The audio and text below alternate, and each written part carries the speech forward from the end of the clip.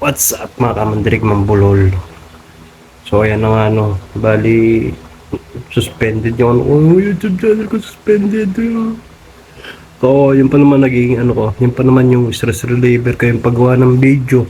Kahit na walang kabuluhan, kahit na walang kwentang mga video, gumagawa ako kasi yun ang kapatanggal ang mga problema ko.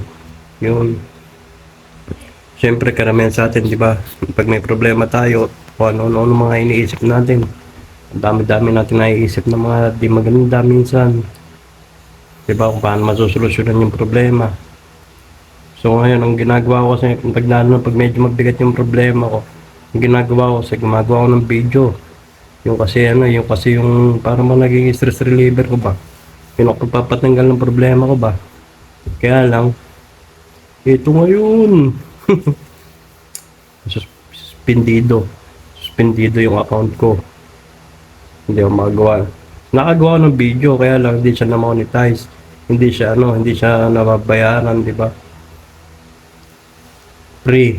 Diba? Pero okay lang naman kasi nakagawa pa rin naman ako ng video kaya lang mas maganda kung monetize yung natin yung ginagawa nating video, di ba?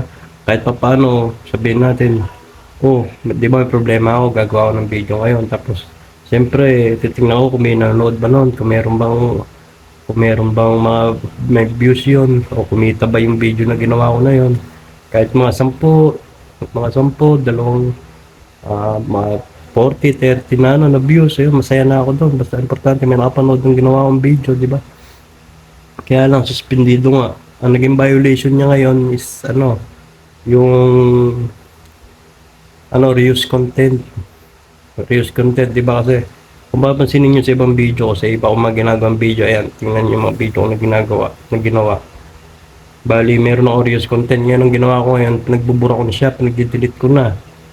Dinilit ko na yung iba. Kailangan nga, kung maaari nga, delete ko lang lahat, kaya lang baka mamaya matanggal yung diba ko delete ko lahat ng mga video ko.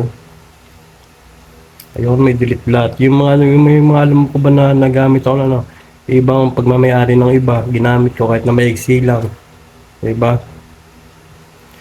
Tinanggal ko na, pinagbubura ko na kahit na wala siyang copyright, diba? Pag nag-upload tayo, hindi naman lumalabas na naka-green pa rin yung yung kulay, yung yan, dollar sign ba yun?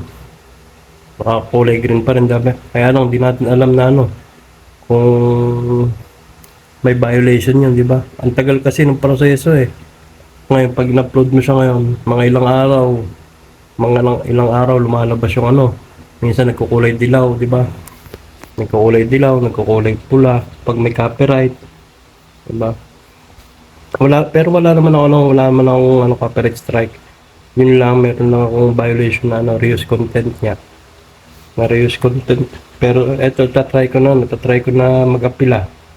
Kaya sana tanggapin ni Papa YouTube na yung appeal ko. Sana i-approve niya ulit yung account ko.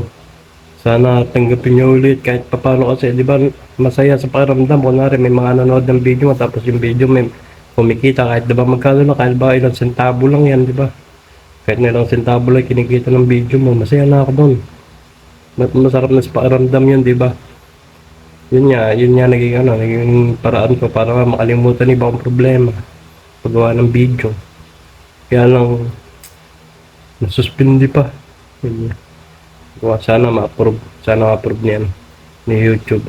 Kaya naging lesson sa akin ito, hindi na ako gagamit pa ng iba pang video. Lahat talaga na i-upload ko, yung mukha na yan makikita nyo. Hindi pa mapaglinis ng kukuha, galing kasi sa trabaho lahat na i-upload ko ng video, yan mukha na yan makikita nyo.